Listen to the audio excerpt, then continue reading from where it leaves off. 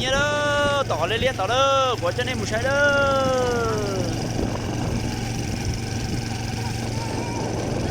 ôi chỉ cũng nhớ gì luôn chỉ có nhớ lời bắt cho liền ơi bao liền ơi tiểu chỉ có nhớ sao ô là tiếp tốt tua rồi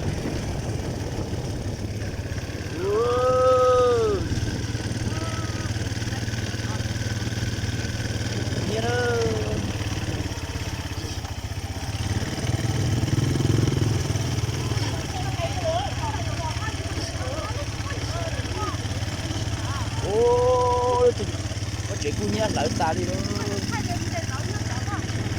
có ai thích tờ lúc cháu lúc tờ tăng này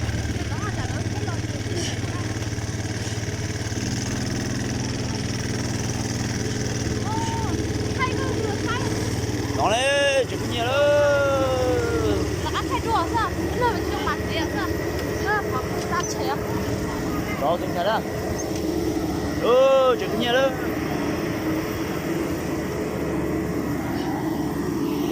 là đây chỉ cho đi đó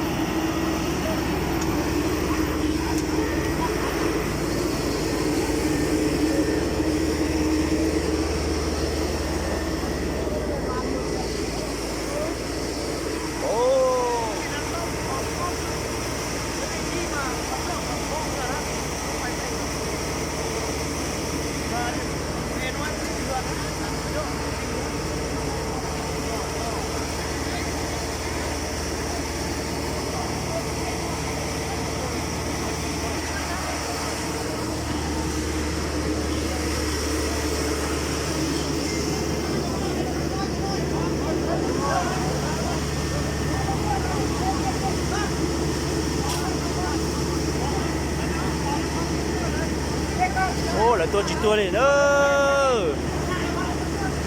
tại vì tôi như lúc trẻ lo lúc trẻ con nó thôi đó lại tôi như lúc trẻ con nó cả lúc trẻ con nó thất kỳ lúc nó thôi đó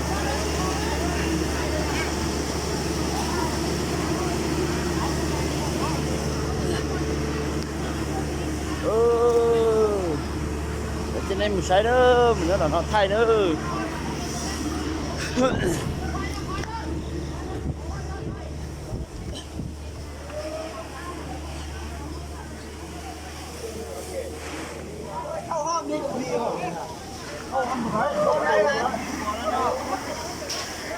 คือบอชอยมาพี่เลยจึงเคอดีเข้านี่เลยมันดีเลยนี่คือน้ำมันน้ำมือล้านนี่นะโอ้กูเนี่ยตาหน่อยอยู่ยามหลังพ่อใหญ่อันที่สุดนั้นมันขึ้นตัวแดงเสียดายเห็นกันเหรอโอ้เห็นนู่นเสียดายน้ำนู่นคือรถมันเข้ามาพี่ละซีดนี้เลยเนาะ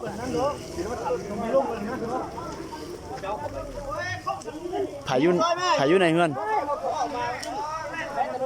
ถ่ายอยู่ในเฮือนบ่มีแล้วคนบ่มีแล้วคนนี่แล้วไฟไหม้มาบ่มีคนอยู่ไหนมันเข้าช่วงเชียงไข่นะไปห้องนี่ไปนะไปห้องนี่ไปก่อนพดหัวมาแม่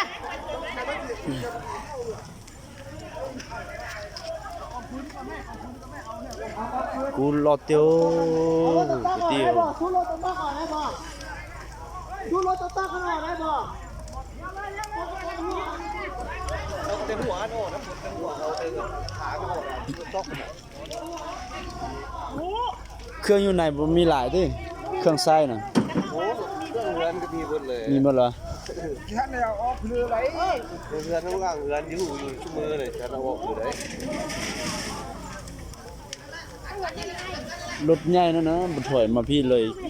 รถใหญ่นะมันเข่าบุตรจุดน่ะมันไม่ต้องตัวสัญญาเอารถเข้านี่ได้ไงเพชรไปหมดตัวน้ำออกน้ำก่อน น้ำมันขึ้นเลยก็ดับเพลิงกันน้ำมืดแบบนี้ใจเลยเนาะมันเข้ายังพึ่งที่แอร์รถแล้วมันไม่ได้เขาไม่ได้โต้ท่อนะที่เขาพุ่งมาเลยที่น่ะอ๋อคันอ้อมนี่ได้อ้อมนี่เนี่ยหลังน้ำเขาอ้อมนี่หมดแล้ว เราไปเจอ น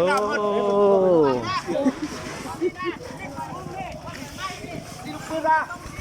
ระวังได้แตะหมดเลย โอ้เขามามัดซื้อเนาะเด้อ มันมีที่ลูกปืนถามปะแกดู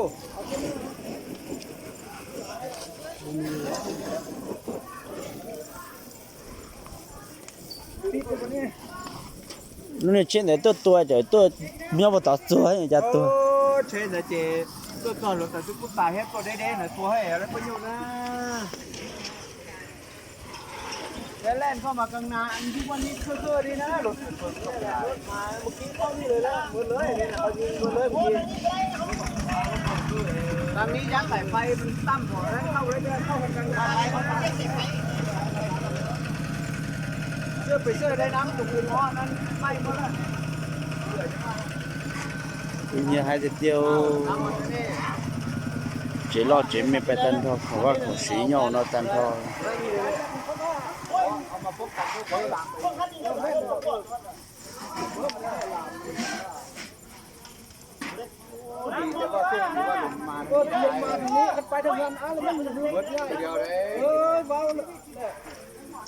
นี่ขนมขึ้นมาขึ้นมาเลย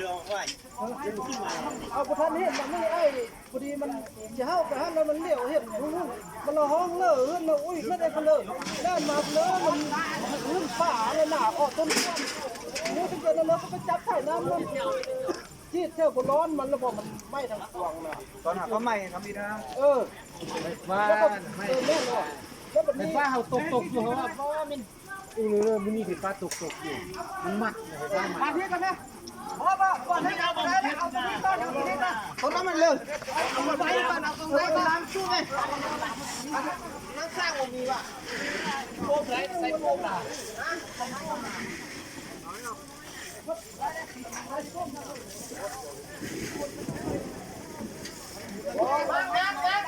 ผมว่าผมเจอกุ้งเหี้ยตันทอริโอ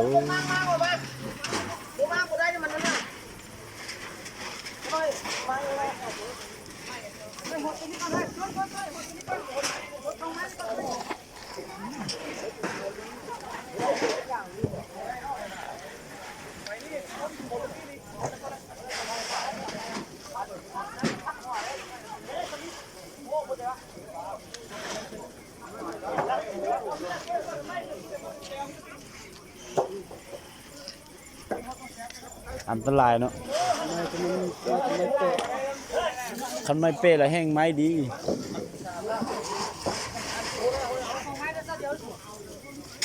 เงินผ่ายวะ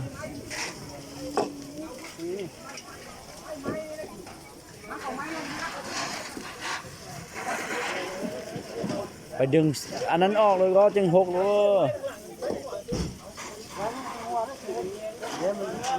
มานี่เลย กุ้งเหี้ยล้อมหมดนอนกินติมอนยอดเรามันขุนร้านเทวะถ้าจะชิปาตัวแต่เจ้านี่นอน